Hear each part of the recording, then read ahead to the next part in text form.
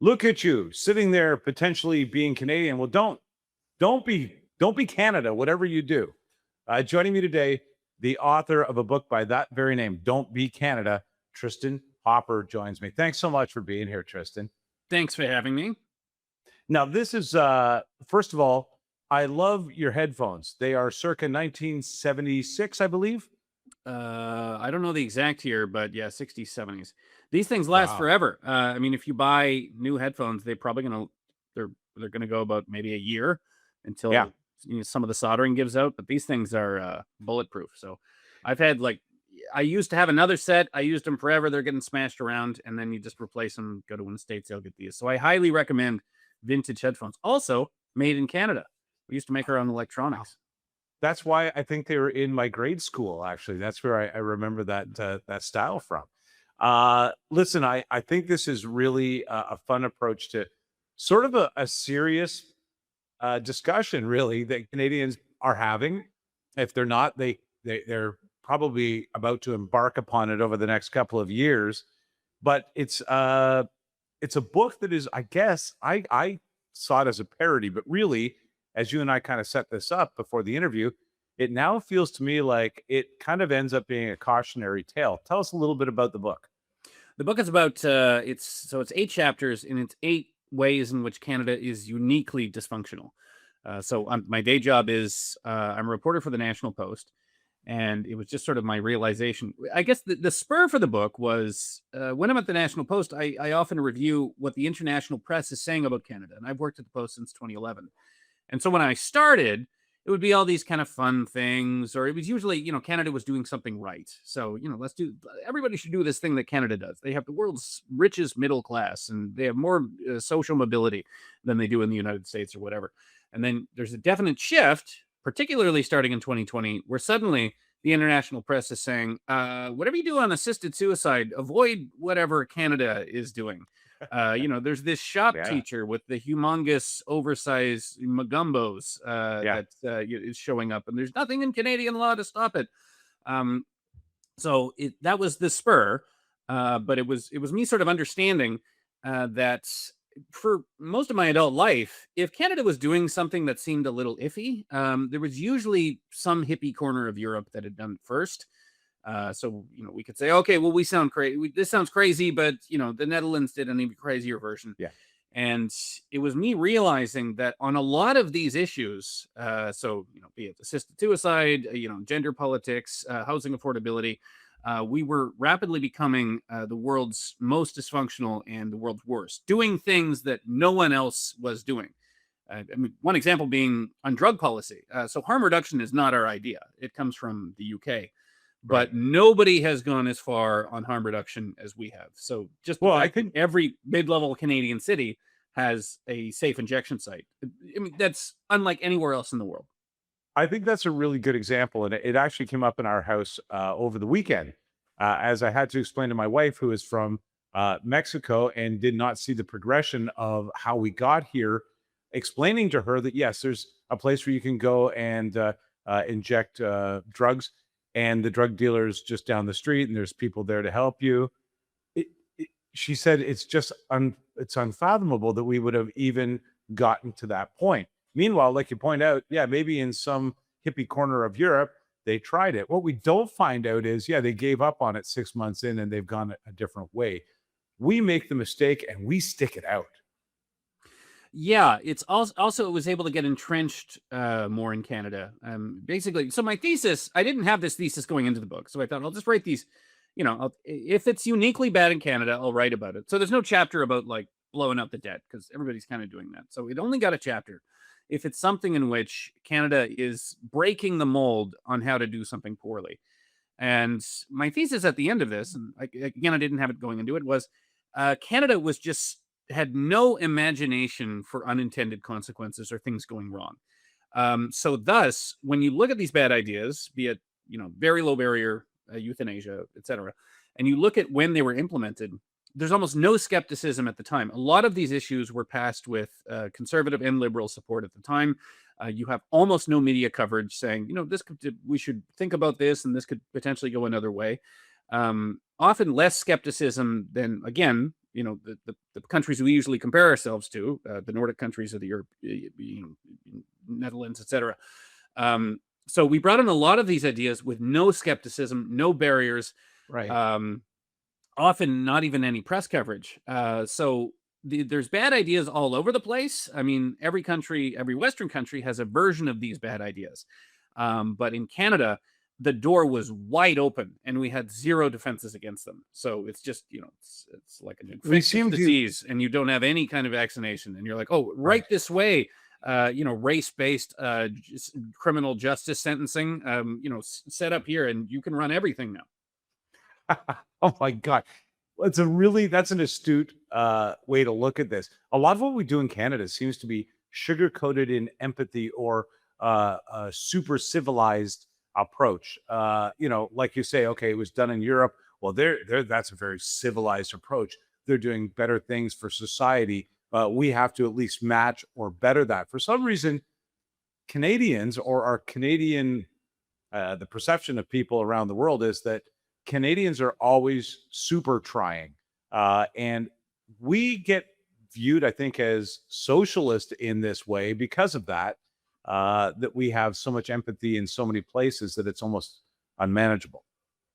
I mean, it's sort of weaponized niceness. Our niceness, the unwillingness to cause a fuss or even suggest that something might be a bad idea. So I mean, you see it with like gender issues. So the idea that, which is now the norm across Canada, that your gender is whatever you say it is at any particular time. That was not the norm in Canada up until 10 years ago. I mean, we've had transgender laws on the books going all the way back to the 1970s, but it used to be there was a process and there was a waiting period and you had to get a doctor's note and there had to be an actual transition process. And once all that's done, then yes, you can live as a member of the opposite sex.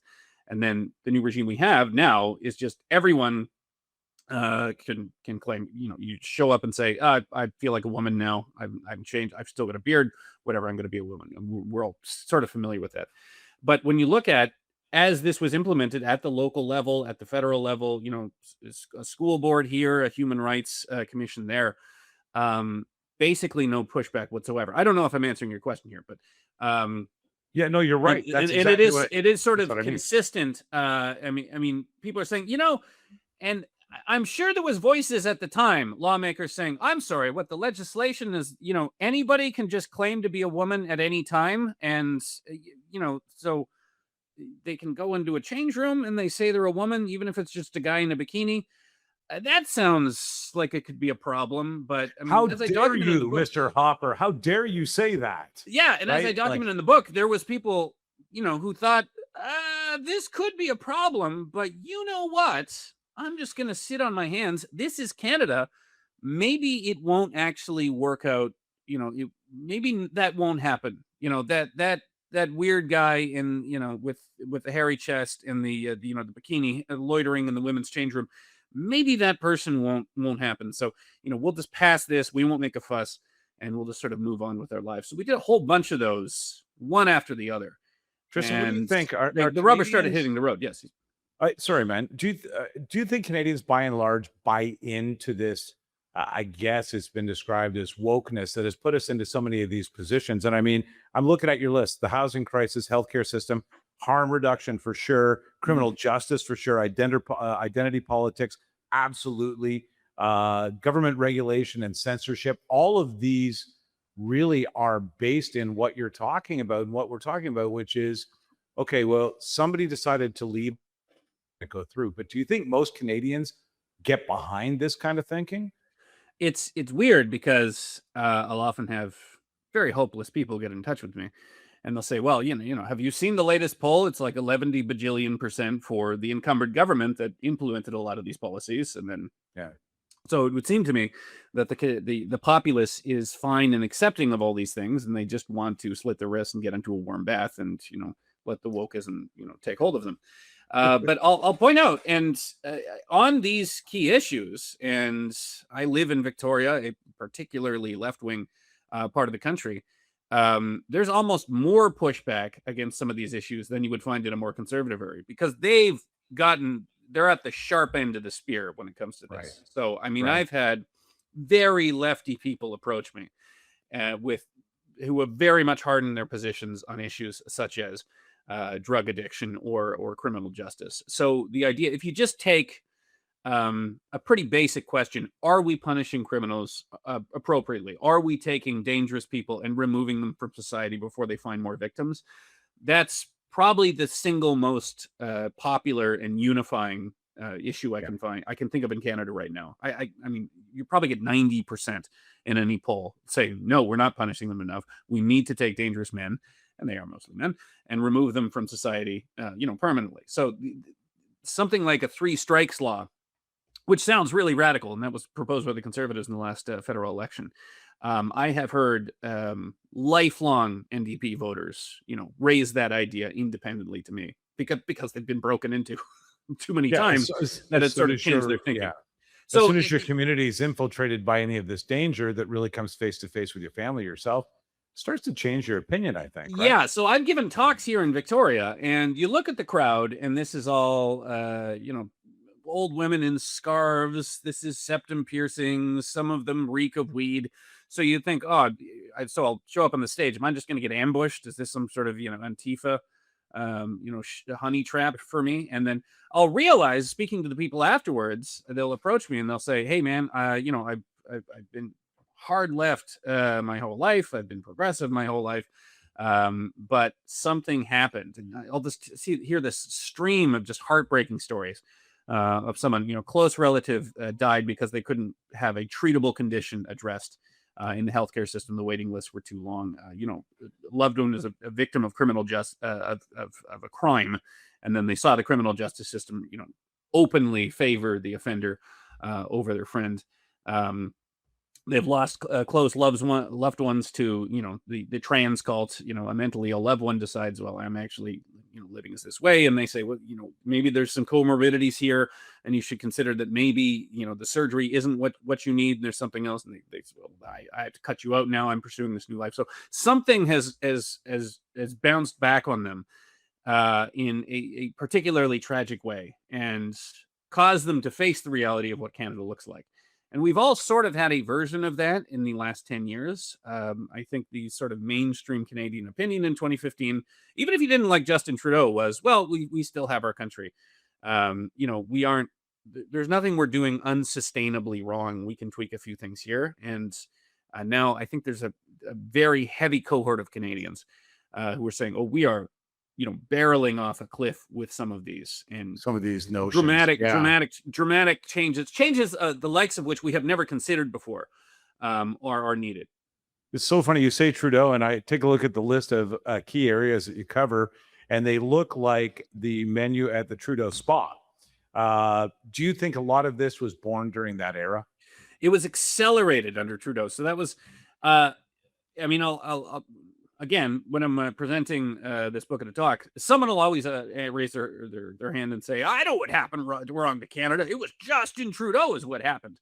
But surprising, all those 8 chapters, none of these bad ideas were invented by Trudeau. Every single one of them was already entrenched in some capacity in Canada before his election in 2015. Interesting. So it had been passed at a provincial level. It had been passed in a Supreme Court decision that had already been brought in. Sometimes it had been brought in with conservative support. So a lot of these things were broken at the local level. Talk about guilty by association, though, because everybody I know would pin every one of these on Trudeau, including myself. So taking that's the thing. That's why we're seeing this. This is why we're seeing this weird, this strange behavior in politics right now. Is everybody just decide, well, it's Justin Trudeau's fault. So they're seeing the tent cities, they're seeing the economic decline, they're seeing all this stuff. I'm like, well, Trudeau's gone, it's fine now. And I'm as an expert on what's wrong with Canada now, I'm saying, no, everything that broke, that's all there. Nothing has changed. Justin Trudeau was not the woke puppet master. I mean, there's key areas in which he accelerated it, and if he wasn't there, they wouldn't be as bad as they are now. But all of the damage he did, that's still in there. And Carney has done some things potentially on the economy. Certainly, we're paying less money for gas, but he hasn't touched the woke stuff. So all of the Trudeau woke stuff, that's all there, and it's not going anywhere. It's so funny. We were at the convention in Montreal over the weekend for the Liberals to have a look at what was going on there and talk to some people and try and have an understanding of what might have changed under Carney's watch. And like you point out, many of the things haven't changed, and yet there's a laundry list of things that Liberal after Liberal after Liberal gave us when we asked him, what would you ask the Prime Minister? There's a laundry list of things that he's already started to put to the side that are grinding the gears of Liberals. So you think that under his watch, this list maybe is, do you think that he'll take a closer walk to the center on some of these things, or is he just going to continue to support these notions and some of these things that are destroying the country? Yeah, I don't think I often my assessment of how Carney is doing is, I say, well, there's some, if you ask anybody in these issues, who's familiar with these issues, okay, we got a criminal justice problem. Okay, we got a housing affordability problem. Okay, we have economic decline. We have a productivity issue. So if you ask anybody who's an expert in these particular issues, okay, what's the easiest thing we can do? So you're prime minister, what's your day one thing? And then they all mention something that Carney is actively avoiding. So a great example being in oil and gas. So you're saying, you'll ask someone in oil and gas, okay, if you really wanted to just bring in a whole bunch of investment into oil and gas overnight, and then suddenly you're boosting GDP by 2-3 points, what would you do? And they'd say, oh, the tanker ban. Like, here's 3 pieces of legislation, you repeal those, and boom, here comes the money. It's not going to solve everything, but that's a really easy thing you can do. And the Carney government hasn't done that. Instead, they put in this, elaborate thing where they can avoid the tanker ban as long as it's a project that they like, and they get to approve it through the. So it's similar with housing, and similar with all of these sort of woke issues. On criminal justice, I mean, it's very simple. You just take the provisions of C-75. So the real spike we saw in just everybody's getting bail, no one's being kept in prison. Just recidivist offenders doing whatever they want. I mean, that really, there was a version of it in Canada going all the way back to the 70s, but it really got dialed up by Bill C-75. So all you have to do is repeal Bill C-75, and you have to stop appointing judges who are insane. I mean, there's just a lot of really radical activist judges, particularly in Trudeau's last weeks. He gave a real FU just as he was leaving. Just it's led to very leftist judges. Sorry, it's led to judge shopping in Ontario, that's for certain, and in other provinces where yes, you're looking for the right judge now. That's a unique thing in Canada that's come on just recently. So in terms of Carney's performance, I mean, on these sort of fundamentally broken issues that I get into, if it's been a year and you're seeing him not even touching the really easy stuff that would make an immediate difference, I mean, he's kind of done it on immigration. I mean, immigration, it's pretty hard not to make some impact on immigration, because immigration was just at all time unscreened, the most open borders in our entire history.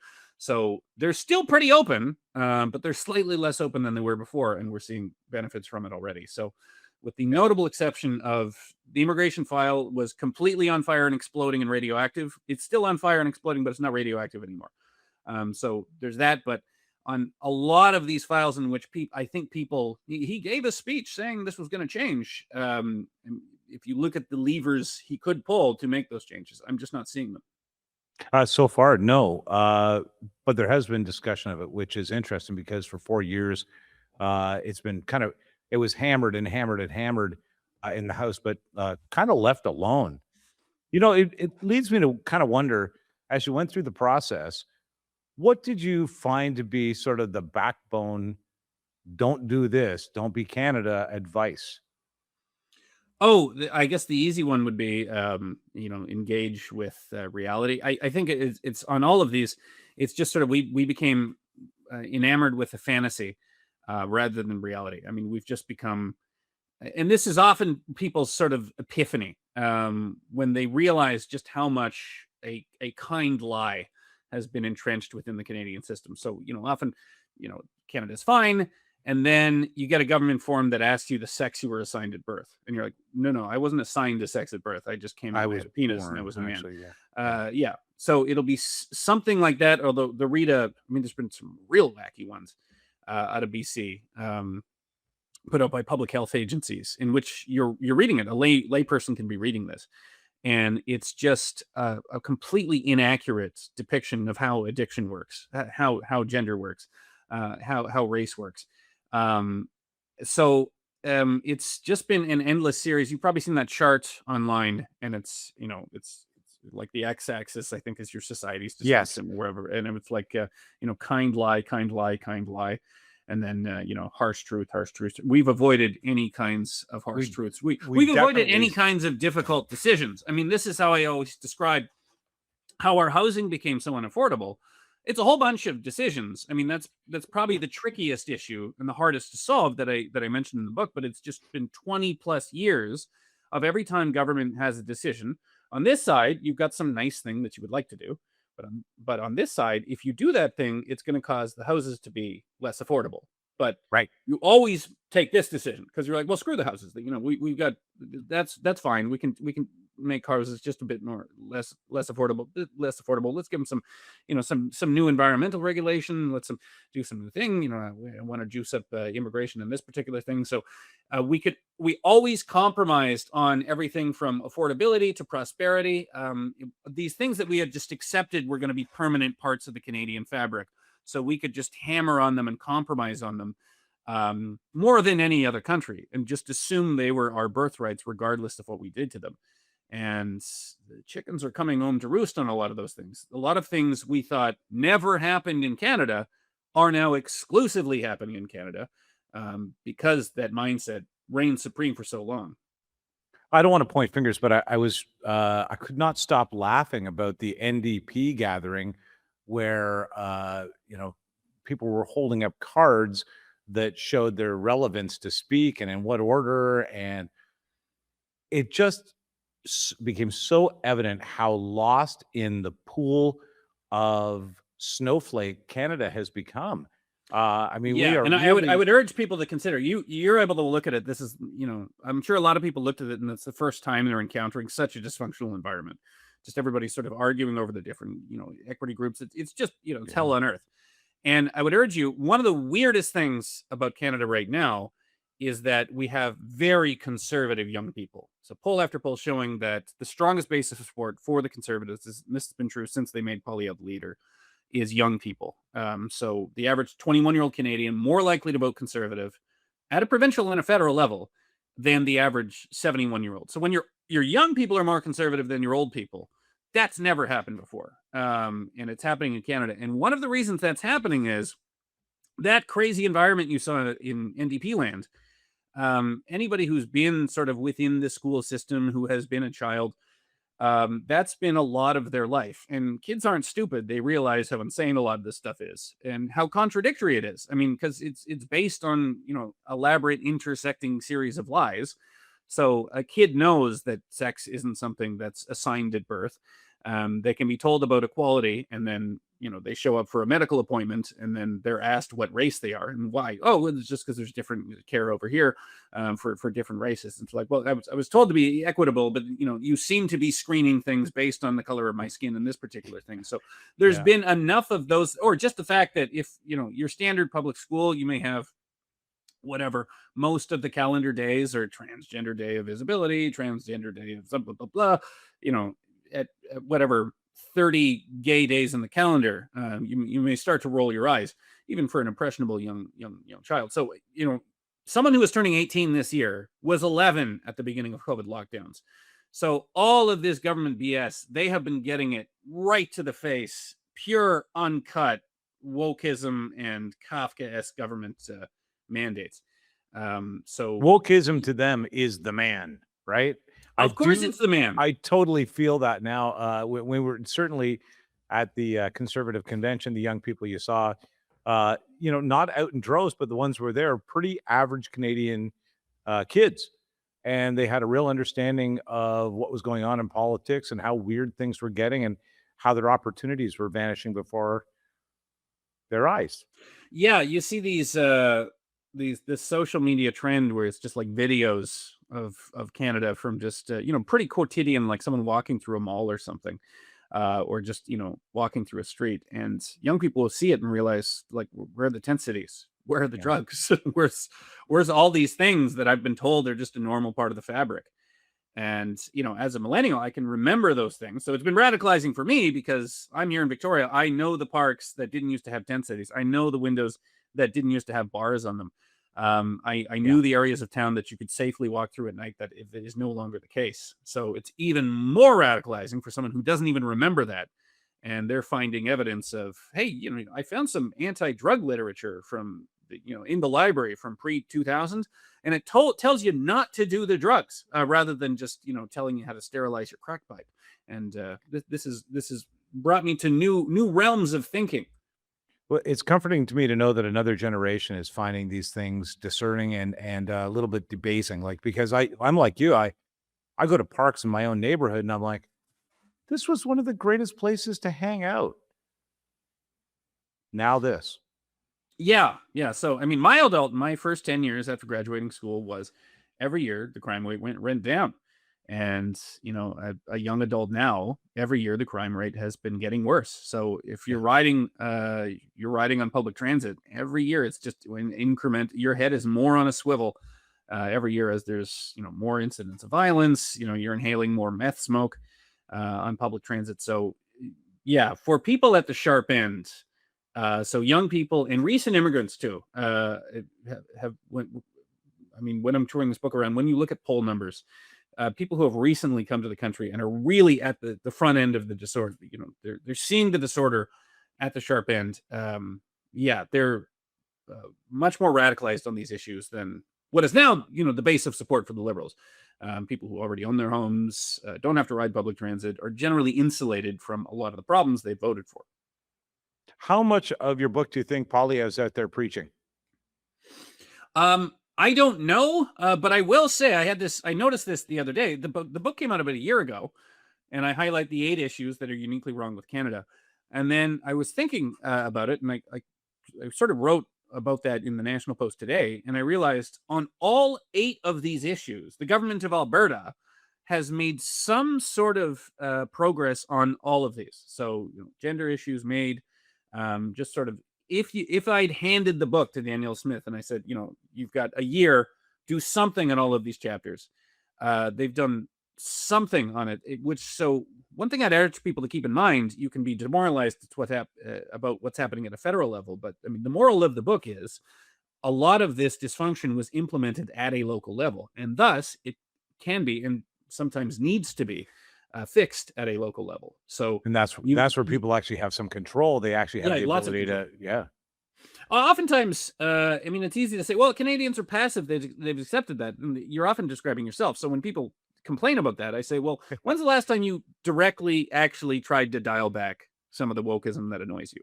So you went to your local service club meeting and they opened it up with a 19-minute land acknowledgement. Did you ask them not to do that next time? Because I'm sure everybody else in the crowd also hates it. But you actually have to stand up and politely suggest, we not do this. You went to your bank and it was just, you had to fight your way past Progress Pride flags to get to the teller's window. Did you ask them maybe to, take the flags down? So I think a lot of people, this is something I thought about with tipping lately. You know how everybody hates tipping. They think tipping's out of control. We keep seeing these polls saying 80% of Canadians want a ban on tipping. They want tipping abolished. But there's a very easy fix to tipping. Just stop doing it. And then you'll see these same polls and they'll say, well, if I do that, I'll feel awkward. It's like, well, you're not doing anything wrong. You're being asked for money that they don't deserve. It doesn't matter if you feel awkward, just don't give them the money. And I And think things will that's, change at the employment level. The employer will be impressed upon to pay more to keep people in that profession. That will actually change something. I don't know if so I yeah, could I do it, to say, be honest with you, Tristan. you have to be, yeah, you have to start living differently. You have to be a person who can, at least has the backbone to not pay an unwarranted tip. And it'll cause you to look at your society differently. When you see just, outrageous examples of someone seizing power through emotional blackmail, you have to become the kind of person who can be prepared to make a bit of a fuss. You can still be polite. You can still be patient. But you shouldn't just passively accept a lot of these things happening. So I think there's a reason we became that way. Canada was an extremely well-managed place for decades and decades and decades, way more than any other country on earth. And the end result of that is one of the most complacent, out of touch people on earth. And wow, we are being exploited because of that right now. I'm going to recommend the book "Don't Be Canada," Tristin Hopper. If you wonder, everybody's like, "Oh, the traditional media, they're following a narrative." Okay, you've met Tristin, and now you can pick up the National Post and feel rest assured he's not carrying a narrative. He's just taking a look. I appreciate this, Tristin. Thank you. Anytime.